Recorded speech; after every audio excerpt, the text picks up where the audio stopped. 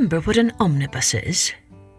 If you listened in last month, then you'll know it is just a collection of a number of different stories or episodes all put into one place. Hello everyone, I'm Kathleen Pelly. Welcome to the special omnibus edition of Journey with Story, which we hope helps all of you who are in the midst of discombobulating times, lockdowns and not being able to get to go to school or play with your pals. And in this special omnibus episode, you can listen to all 4 stories for this month, one after the other. And just so you know, there will be no special intro for the individual stories, no added details and no shout-outs. If you want to hear all of those, then you need to go and listen to the individual episode and not this version. Got it? Oh, mums and dads and grown-ups, you can download some free colouring sheets at www.journeywithstory.com. Let's take an omnibus journey with Story. Let's take a journey with Gopal and the Straw Roof.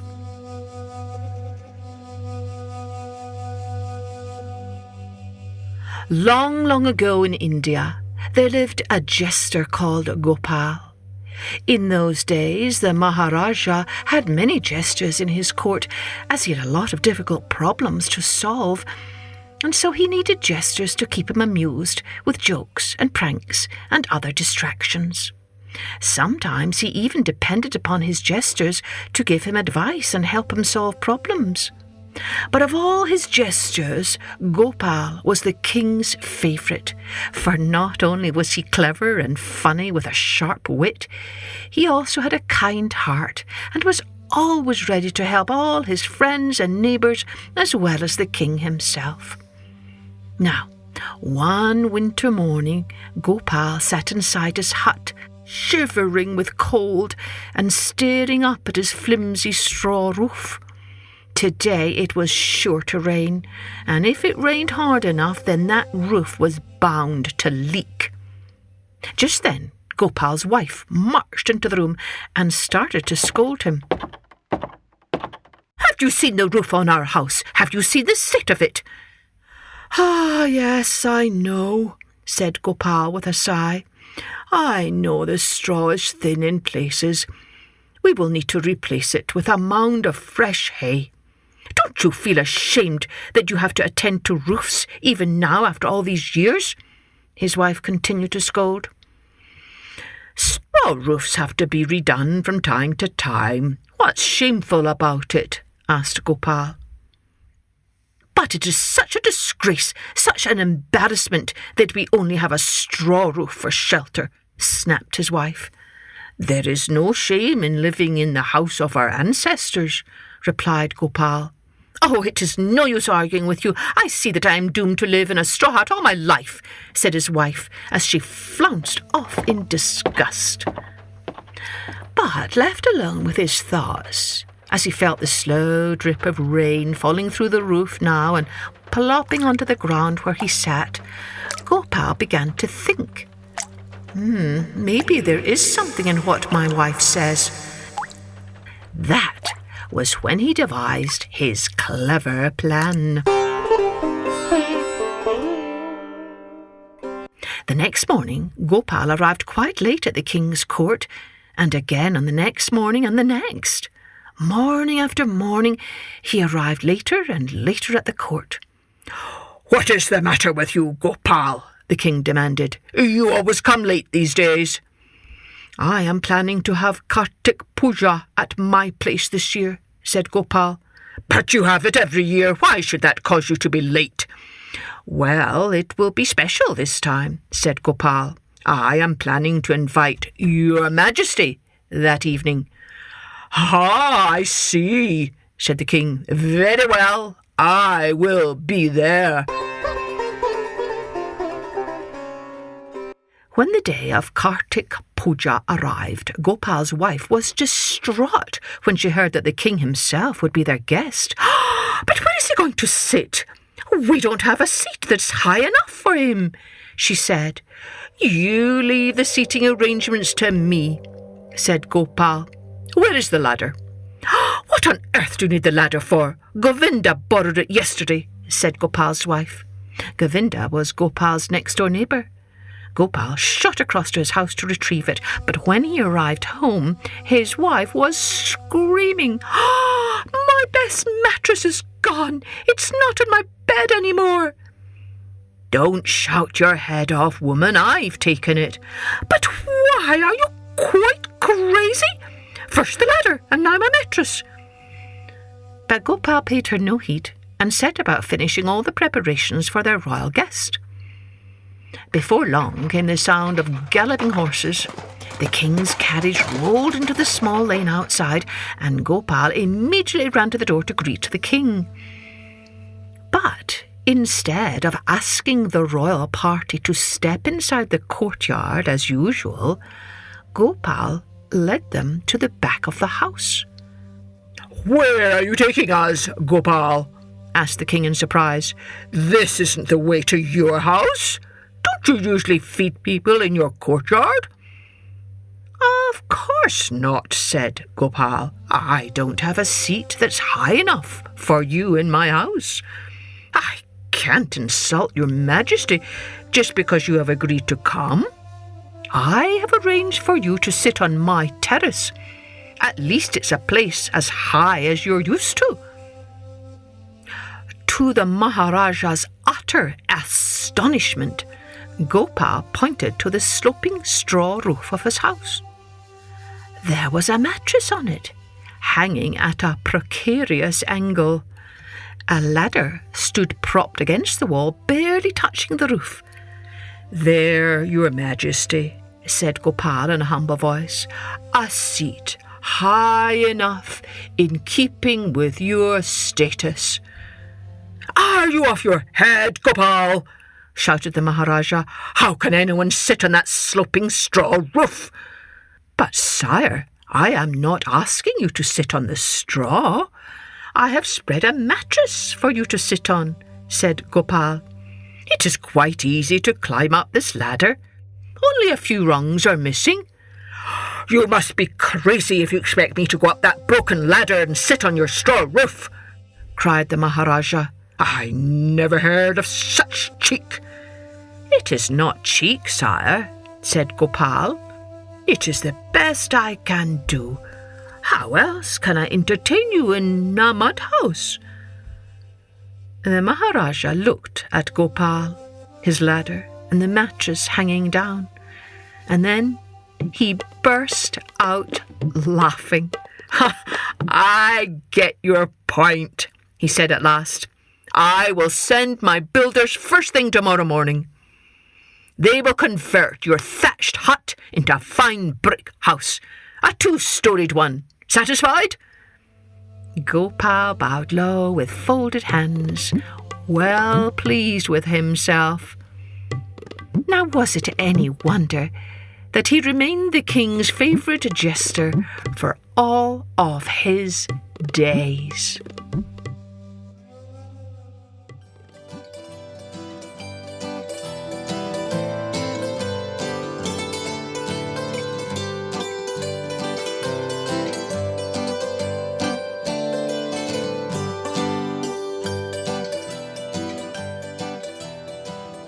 Let's take a journey with a Pot-Pourri of poems. The Vulture by Hillar Bellock. The vulture eats between his meals, and that's the reason why he very, very rarely feels as well as you and I. His eye is dull, his head is bald, his neck is growing thinner. Oh, what a lesson for us all to only eat at dinner.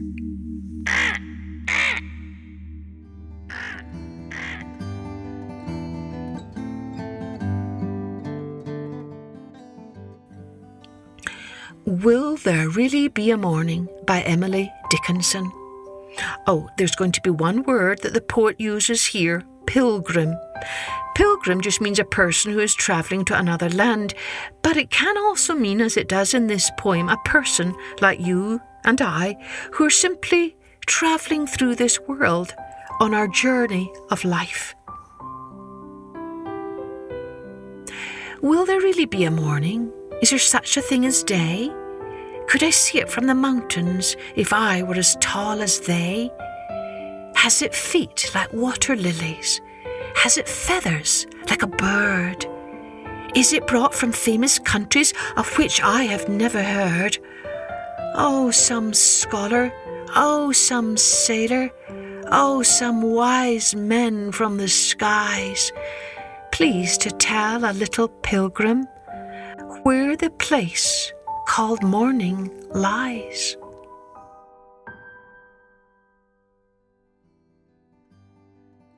Someone by Vulture de la Mer.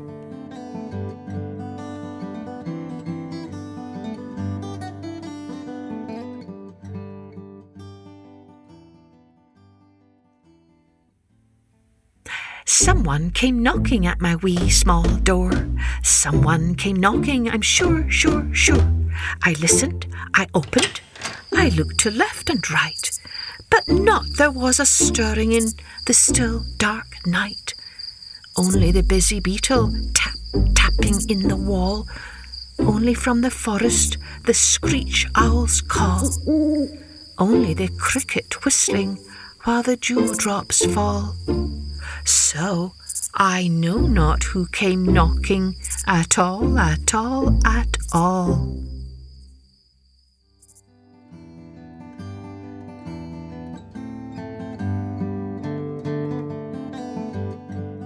Fidgety Philip by Heinrich Hoffmann.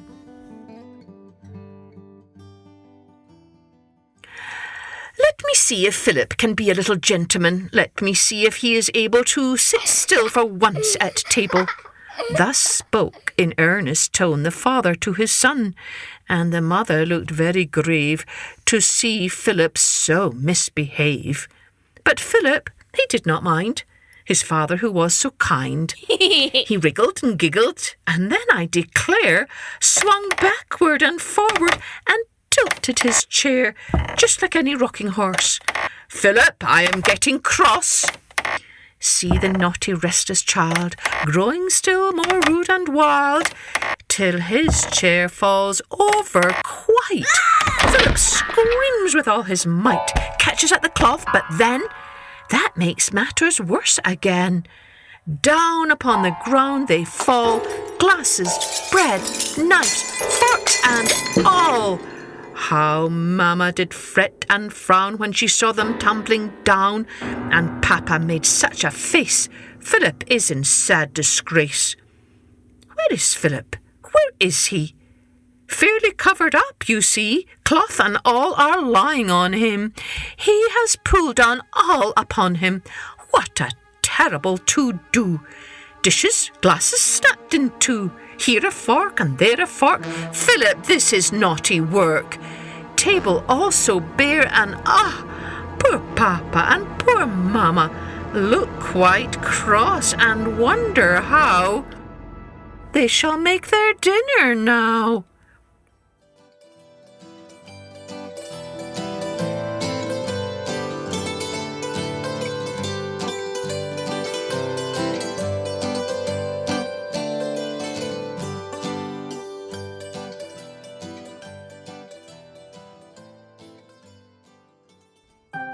Let's take a journey with Demeter and Persephone. In ancient Greece, Demeter, a sister of Zeus, who was king of all the gods, was the goddess of the harvest.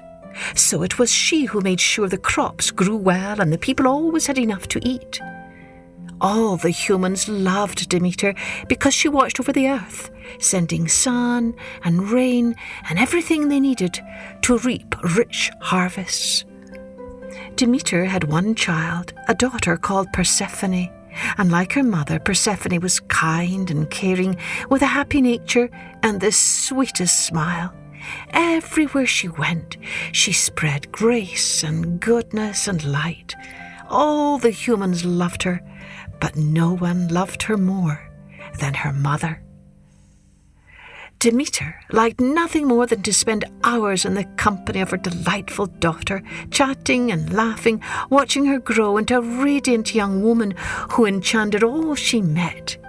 So, you can imagine how heartbroken Demeter was when one day her beloved daughter disappeared. Here is how it happened. One day, Persephone was wandering with some of her nymph friends through the meadows, gathering flowers for her mother. As she walked along, picking fragrant blooms, she suddenly caught a particularly sweet scent wafting in the gentle breeze. "Oh, I must have this for my mother," Persephone thought, and she began to follow the sweet scent. She wandered far, far away from her friends until at last she found the source of this perfume. It was the flower called the narcissus. She bent down low to bask in its beautiful perfume. Now, unbeknown to Persephone, Hades, mighty ruler of the underworld, had spied her on one of his trips to the world above. He was dazzled by her beauty, her elegance and her charm, and he decided that he must have her as his wife.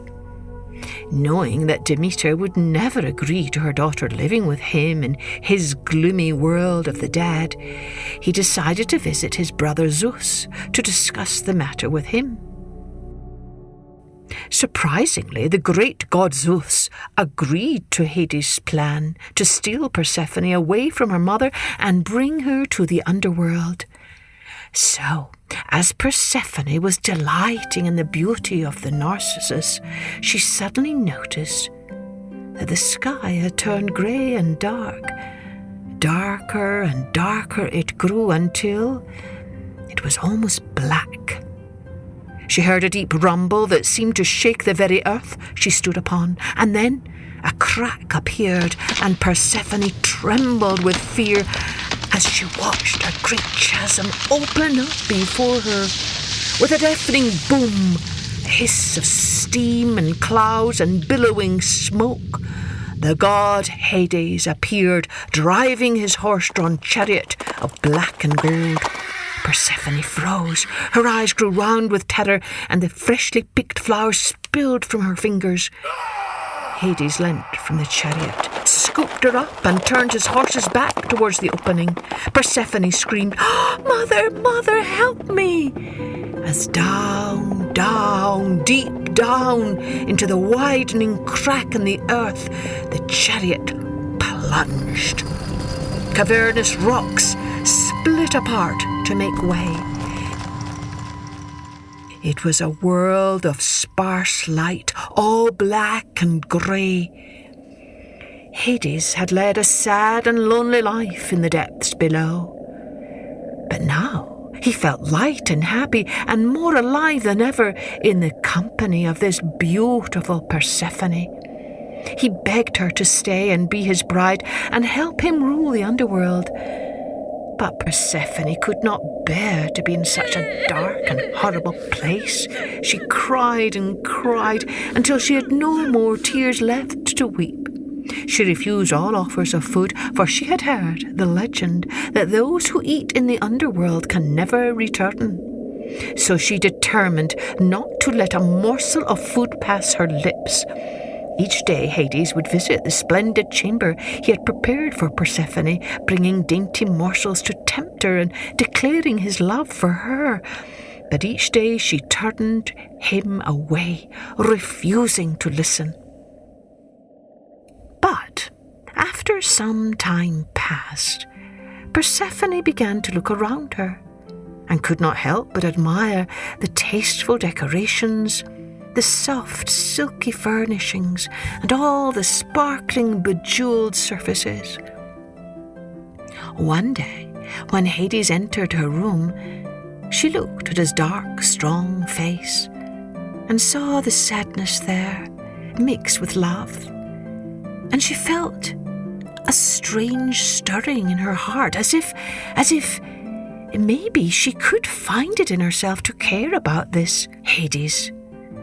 Hades stretched out his hand, and Persephone cautiously put her hand in his. "Come, my love, let me show you my domain. Come and see the world to which you bring such light, and of which you can be my queen, if only you will marry me." Meanwhile, on earth, Demeter was beside herself with grief. Her daughter had not returned, and no trace of her was found apart from a few wilting flowers. Demeter roamed the countryside, searching and seeking far and wide. At first she was angry that anyone could have taken her beautiful daughter, but soon her fury turned to sadness and despair, and, as a consequence, the earth was sad along with her. The crops did not thrive, the land became barren, and sorrow began to creep over the earth like a thick fog. "Oh, who will help me find my daughter?" wailed Demeter, with her arms lifted towards the sky. It was at that moment that Helios, god of the sun, took pity on poor Demeter and told her the truth, for he had seen clearly what had happened whilst on his daily journey across the sky. "Hades has stolen your daughter and taken her down to his dark realm to be his bride," he explained. "What? He has dared such a wicked act under the nose of the great Zeus?" Demeter shrieked. Helios gulped. "Fair Demeter, I only tell you what I know. I am sorry to be the one, but Zeus himself agreed to the union." At that, Demeter's fury knew no bounds. She strode to the foot of Olympus and called upon Zeus and all the gods to hear her oath. "Never again shall I set foot on Olympus, and never again shall I let the ground be fruitful and yield its crops, until I once again behold my beloved daughter, whom you have conspired to steal from me." Zeus, watching from on high and listening to his sister's words, became worried by how events were turning out. "If the crops fail, the people will be hungry," he thought to himself, "and they will blame me, and then who will worship me?" He knew he had to do something. "Hermes!" exclaimed Zeus, "I shall send my messenger. He will sort this matter and make things well again, as he always does." Indeed, Hermes was good at his job and agreed to start on his journey to the underworld immediately and to bring Persephone back. But meanwhile, down below in the underworld, Persephone allowed Hades to take her by her hand every day and show her his kingdom, and even although she still missed her mother more than ever, Persephone began to enjoy the company of this powerful, adoring god, and even to like the idea of becoming queen of the underworld. So, when Hermes arrived, he saw Persephone and Hades sitting together on a sumptuous couch. Hades was holding a pomegranate in his hand. "Persephone, my love, I am so worried that you will fade away if you do not eat. Look at this sweet fruit. Taste just a little, for pity's sake." Looking deep into his eyes, the girl carefully reached out her hand and took the luscious fruit to her lips.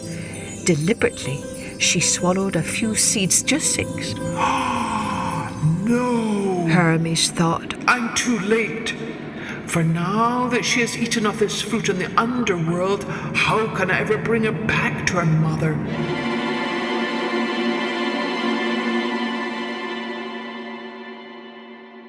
If he was going to obey Zeus's command, he was going to have to use all his negotiating skills to strike a deal with the powerful ruler. But that was what Hermes was good at, and so he began. Great, Hades, he said, moving forward in the dim light. At once Hades knew why Hermes was here, and he knew that he would have no choice but to part with his beloved Persephone. But now that she had eaten of her own free will, he also knew she would have to return to him. She has eaten 6 seeds, said Hermes. So allow her to visit her mother for 6 months each year. Very well, agreed Hades. As long as she can then return to me for the following 6 months to rule with me as my queen. So Hades and Hermes struck their bargain. And from that time on, every spring, Demeter makes sure the mountains and meadows overflow with bright blossoms and fragrant buds to welcome home her darling daughter Persephone. And every autumn Demeter weeps. The leaves fall from the trees, the crops wither and die, as her beloved daughter Persephone returns willingly to her husband Hades and rules with him as queen of the underworld until this spring, when the cycle starts again and new life blooms and Persephone returns to the earth.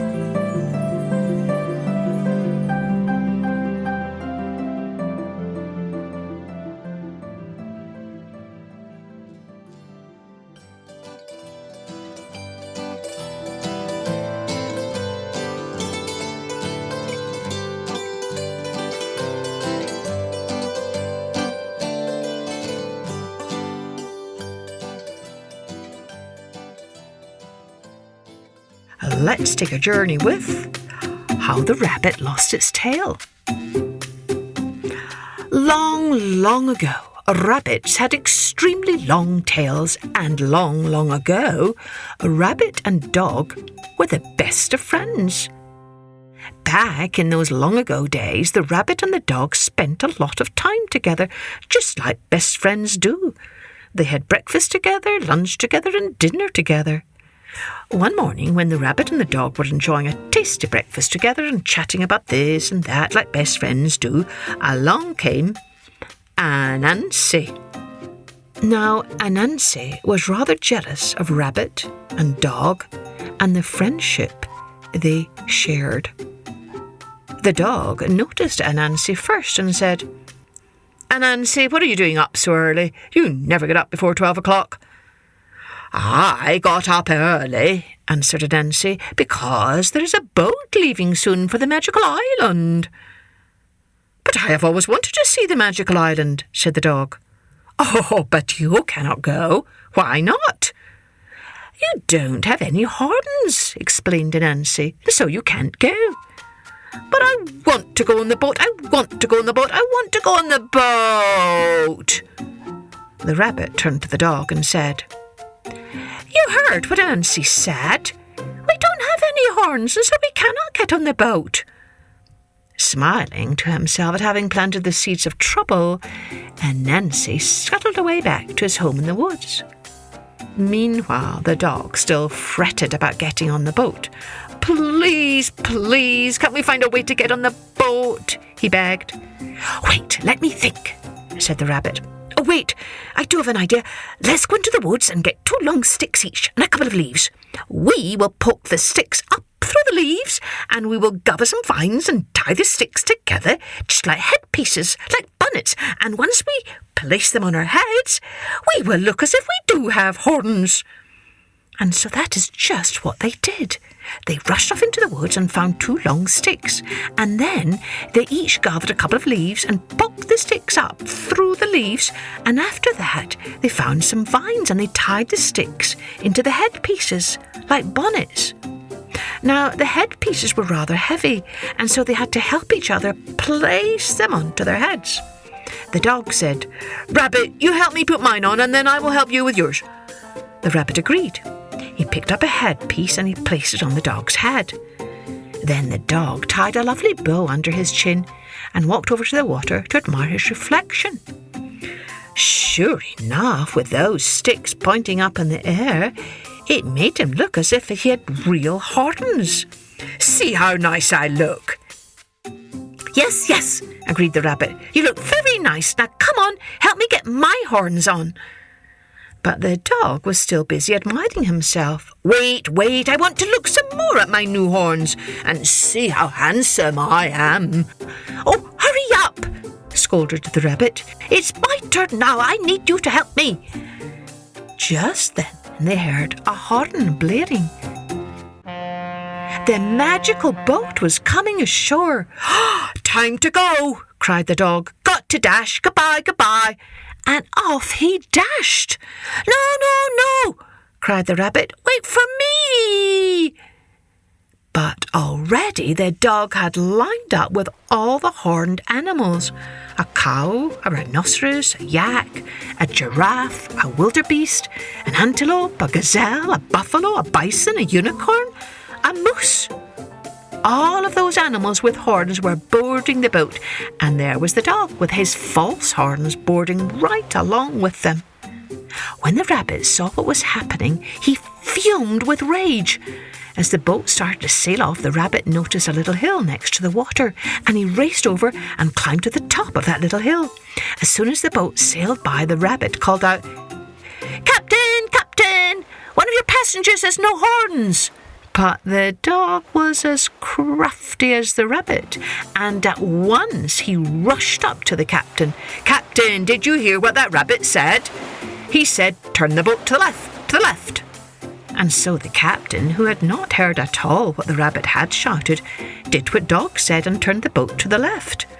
The rabbit did not give up. At once he ran over to the next hill, and he cried out as loudly as he could, "Captain, oh Captain, one of your passengers has no horns."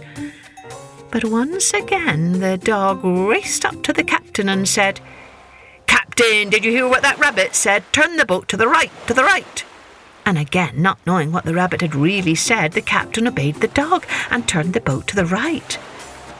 The rabbit looked ahead and saw one last little hill left. He ran as fast as he could to the top of that hill, and he called out with all his might, "Captain, oh Captain, one of your passengers has no horns." Well, now this time the wind carried those words across the water over the stern of the boat, right up to the captain's ears. "What? One of my passengers has no horns?" he shouted. "Trim the sail, drop the anchor, stop the boat and line up." All the animals lined up, and the captain walked over to the cow and checked her horns.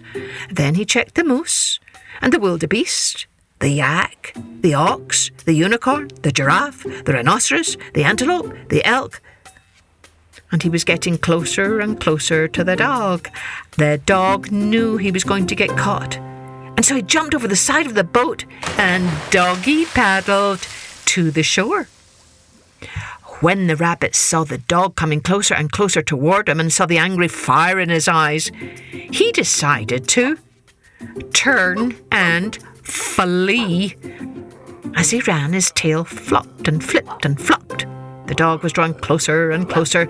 The rabbit kept running. His long tail continued to flop and flip and flop. And all the while the dog was gaining ground. He was getting closer and closer and closer. Finally, the rabbit reached the safety of his home, and he jumped into that rabbit hole, but he didn't have enough time to pull in that long bushy tail of his. The dog came right up behind him, and he bit the rabbit's tail right off. And ever since that day, rabbits have short little tails, and dogs are always chasing them.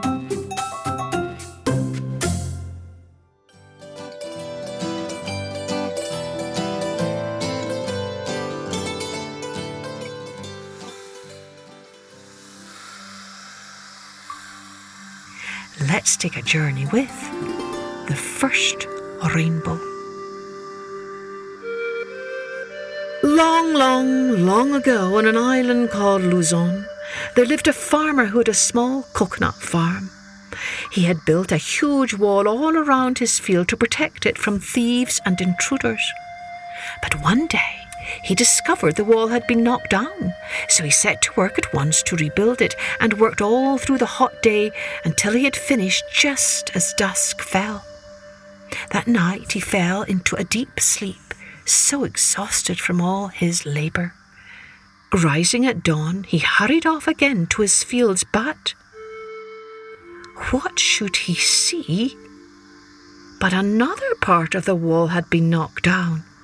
Once again he spent the whole day repairing it, and once again he fell into a deep sleep that night. But when he discovered the next morning that someone had torn down the wall for a third time, he decided the only thing he could do to prevent this from happening was to stand guard himself all night long and try and catch the culprit. So off he went to hide behind a tall tree in the corner of the field.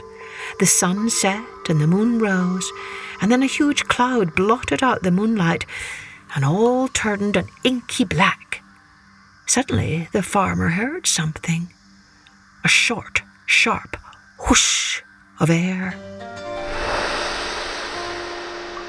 He tiptoed from behind the tree and watched as 3 stars fell from the sky.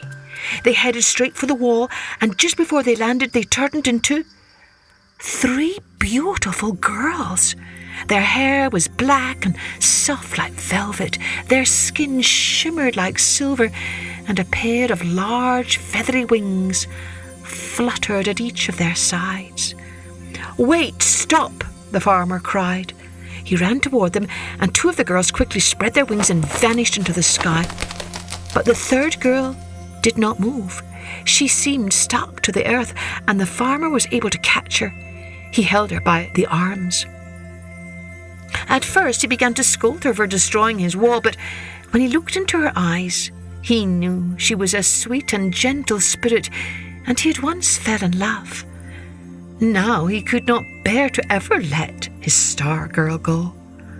"Please don't worry. I'm not angry," he said, "but don't run away. I love you." The Star Maiden looked into the farmer's eyes, and she too felt a tugging at her heart, knowing that he was a good and kind man. She did not run away. "I will stay," she said. The farmer was overjoyed. "Come inside with me," he pleaded. The Star Maiden smiled and followed him into the house, where she plucked off her wings, folded them, and laid them in her lap as they talked together. The hours passed, and the farmer began to worry that she still might leave him. "Please give me your wings," he said. "I will look after them." Because she trusted him, the girl gave him her wings. The very next day, the farmer hid those wings, for deep down he was afraid that if the girl found them, she would leave him, and he knew his life would be meaningless without her. Days and weeks and months passed, and over time, the Star Girl fell in love with the farmer and agreed to marry him. Years passed by, and over time, they had a beautiful baby boy, and they lived together in great joy and contentment, and soon there came a time when the Star Girl forgot all about her previous life. But one evening, late at night, when she happened to look up into the night sky and see the twinkling stars above, she felt a throbbing in her heart. She remembered the great silence of the sky, the whirl of planets, and the many, many worlds she had watched and visited and dreamed of. One morning, after her husband had left for the fields and while her son was still asleep, the Star Maiden happened to discover a cabinet behind the pantry. It was a cabinet she had never seen, and she carefully opened the door, and what should she see but her wings? Immediately all the memories of her past life came flooding back to her. She remembered her sisters and the fun they had dancing through the sky. She remembered her star family, the great constellation of beauty and joy. She picked up those wings, unfolded them, and pinned them to her shoulders. And at once she felt a quickening in her heart, a thrill of excitement. Off she ran to her son's room and lifted him into her arms. "Oh, come with me, dear boy," she whispered, and she carried him outside, and cradling him in her arms, up, up, up she flew far into the sky. That evening, when the farmer came home from the fields, he called out to his wife and child, and when they did not answer, he began to search frantically all through the house. But when he found the cabinet door open and saw the wings were gone, he understood. And at once he fell to his knees. His heart was broken. For days the farmer wept. He could not move. At night he stood outside and stared into the sky, wailing to the stars, "Come back to me, I love you so, please send her home." For weeks he wept and wailed until the gods began to pity him. They decided to build a bridge for him so he could climb to the sky and see his wife and child. And so, that very evening, the first rainbow appeared in the sky, a bridge of many colours, reaching from the earth to the sky. When the farmer saw it, he began to climb up and up and up. From that day to this, people say the farmer did reach his wife and child, and that he lived happily ever after with them. They also say that ever since, whenever someone weeps and the sun shines, a rainbow bridge appears, and with the rainbow comes a world of possibility.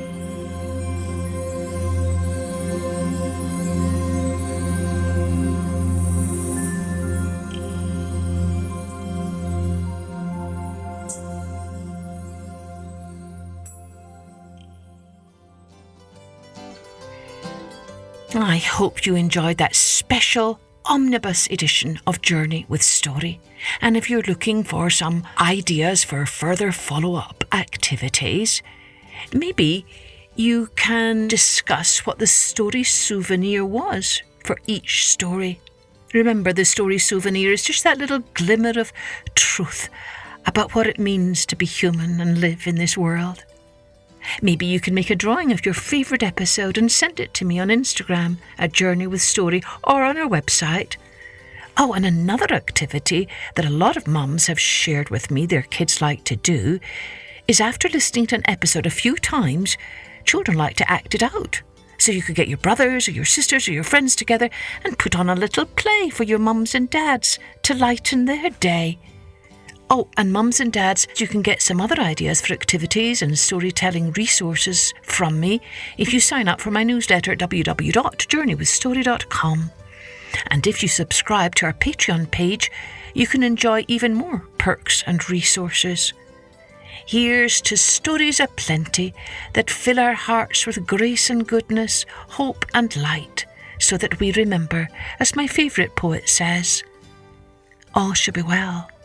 All shall be well, and all manner of things shall be well. Be well, my friends, be well, and join me next time for Journey with Story.